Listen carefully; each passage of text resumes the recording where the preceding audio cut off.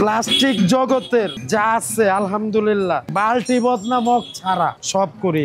বিশেষ করে হুন্ডার কি কইবেন, এক্সট্রা কিট বানাবেন কোনো ম্যাটার না আমার কাছে। 4B গাড়ির যে ভাইরাল কিট R15 ভার্সন 4 এর কিট কাইটা লাগায়, এই কনসেপ্ট আমার হাত থেকে শুরু সর্বফার্স্ট পুরো বাংলাদেশে। তারপরে V4 এর কিট লাগানো শুরু হয়েছে, তার আগে কেউ করে নাই। এটা আর কি আমি আর আমার এক ছোট ভাই, যে ছোট ভাইয়ের গাড়ি ছিল ওই আমার ডিজাইন দেখাই দিছে, কয় ভাই এরকম আমার একটা বানায় দিবা, কোন অ্যাঙ্গেলে দিবে এটা তোমার ব্যক্তিগত ব্যাপার, গাড়ি তোমার। তা আমি আমার ওইভাবে আমি বানায় দিছি, ওই ডিজাইনার কিট আর নাই। এই জিনিসটা কিনতে গেলে ভাই মনে করেন যে আপনার কমসে কম 10,000 টাকা লাগে। এই মুহূর্তে আপনার কাছে 10,000 তো দূরে থাক, 10 টাকা থাকাটাও মুশকিল। দেখা গেছে যারা পড়াশোনা করে বাপের হোটেলে খায়, মার হোটেলে ঘুমায়, কিছু করার থাকে না। চাকরি করলে এক হিসাব, তখন ওগুলো কি এটা থেরাপিটা দেওয়া লাগে, উপায় থাকে না। আয়াত হাতে পাতে ভাই বাঁচান।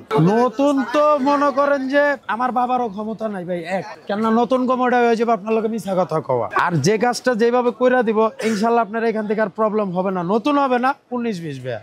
যেমন গতকালকে একটা গাড়ির কাজ করছি V4, গাড়িটার বয়স মাত্র 4 দিন। আমার এক কইতাছে আইছে গাজীপুর থেকে, তাই কইতাছে কয় ভাই আমার এটা কি করা যায়। তা আমি কইলাম ভাই তোমার এটা রং মং যদি করো তুমি নিজেই কইতে পারবা না। কয় ভাই তাহলে আপনার ভাব মতো আপনি একটা পরিচিত দোকান থেকে করায় দেন। পরে যখন মনে করেন যে আপনার ওই রঙের দোকানে দিছি, কাজ করাইছে, দেখা গেছে আপনার ওই কিট দুইটার দামই নিত আপনার 6,500 টাকা অরিজিনালটা।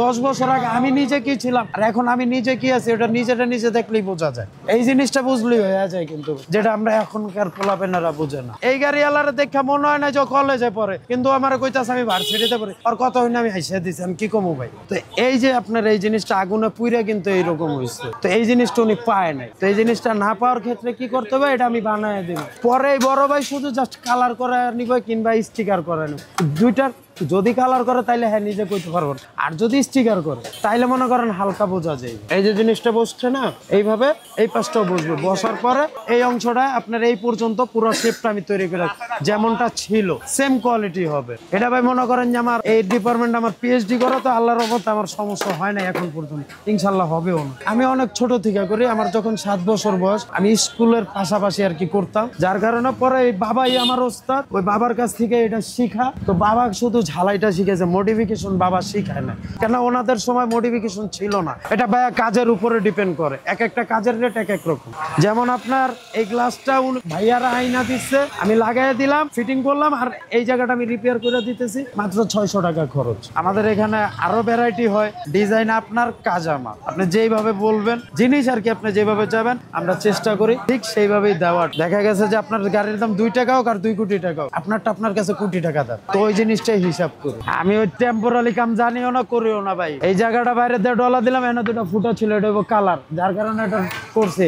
আর একটা সেন্সিটিভ জিনিস আপনাদের দেখা দিতেছি, আপনার 2020 মডেলের, ঠিক আছে, এই গ্লাসটা আমি লাগাই দেওয়া হয়েছে মাত্র, আর এই হইতেছে পায়রা, এই যে ভাঙা গেছে। এটা মনে করেন যে আবার কি আগের বা হয়ে যাব। মনে করেন এটা অনেকে ভয় পায় পানি ঢোকার জন্য, আল্লাহর রহমতে পানি ঢাইলা চেক করে দিয়ে দিব নগদ। আপনার জায়গায় দ্বারা পানি ঢুকলে জিনিস আমার প্লাস জরিমানা দিয়ে দিব। এটা আগের বা হইব পুরো আলহামদুলিল্লাহ। হ্যাঁ তো ভালো, যার জিনিস হয় নিজেও কোয়া পারবো যে এনে কিছু হয়েছে, কেন এইসব জিনিসগুলো অনেক সেন্সিটিভ হয়, বুঝতে পারছেন। গাড়ির পায়রা তো 19-20 হইলে মনে করেন যে এটা পানি ঢুকলে পুরো সার্কিটটা বাদ, ওই তখন দেখা যায় যে মনে করেন যে একটা বিশ্বাস হারার লাগে। আর কাজ যেটা করুম মনে করেন যে একবারই, বারবার করার ভাল লাগে না।